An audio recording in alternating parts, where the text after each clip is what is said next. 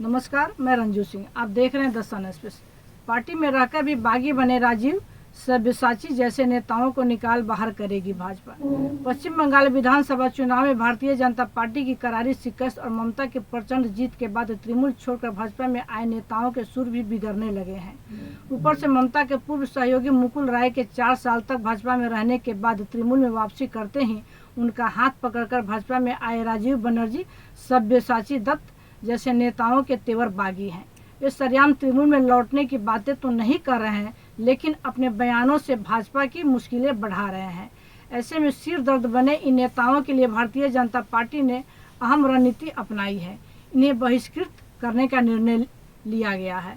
Party सूत्रों ने बताया है कि किसी भी कार्यक्रम में इन्हें आमंत्रित नहीं किया जाएगा और न ही किसी संगठन की बैठक अथवा रणनीति में इनसे किसी तरह की कोई सलाह ली जाएगी। किसी भी तरह के आंदोलन अथवा कार्यकर्ताओं की समस्याओं को लेकर भी इनसे संपर्क नहीं साधा जाएगा। कुल मिलाकर कहें तो पार्टी में रहते हुए भी इन्हें अलग थलग करने की रणनीति बनाई गई है, ताकि इन्हें इस बात का भ्रम ना रहे कि उनके रहने अथवा जाने से भाजपा को कोई फर्क पड़ने वाला है। पार्टी के एक वरिष्ठ नेता ने बताया कि बंगाल चुनाव में अगर हमारी जीत होती तो सोने पर सुहागा था, नहीं भी हुई तो हमने कुछ नहीं खोया है।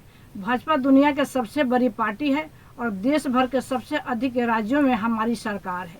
भाजपा के सामने तृणमूल कांग्रेस की राजनीतिक हैसियत नगण्य है। ऐसे में तृणमूल से आए हुए इन नेताओं को अधिक अहमियत देने का कोई औचित्य ही नहीं है। इनमें से अधिकतर ऐसे नेता हैं जो अपने अपने विधानसभा क्षेत्र में चुनाव हार गए, यानी इनका व्यक्तिगत कोई आधार नहीं है।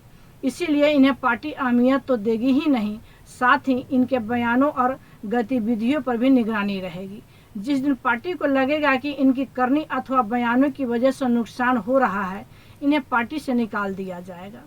उक्त नेता ने बताया कि तृणमूल कांग्रेस में रहने वाले सभी नेता एक नायकवाद के प्रति समर्पण सीख चुके हैं। भाजपा जैसी बड़ी पार्टी में संवैधानिक रीति नीति को मानकर पार्टी लाइन पर चलना स्वार्थी नेताओं के बस की बात नहीं है। इसीलिए इन नेताओं का पार्टी में टिकना भी मुश्किल है। अगर ये तृणमूल कांग्रेस में भी लौटते हैं तो यह कोई अनापेक्षित बात नहीं होगी। ऐसे नेता जो नफा नुकसान देकर पार्टी बदलते रहते हैं, उनसे भाजपा जैसी बड़ी पार्टी लंबी पारी की उम्मीद भी नहीं करती।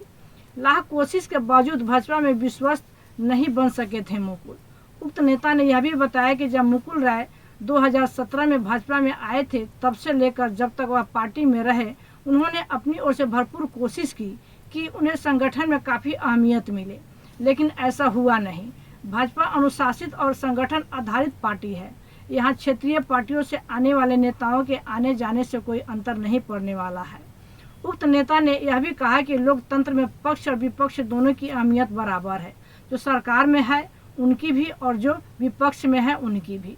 जनता के सामने भूमिका बड़ी है। लोकतांत्रिक प्रक्रिया में एक पार्टी के तौर पर विपक्ष के रूप में हम अपनी जिम्मेदारी बखूबी निभाएंगे।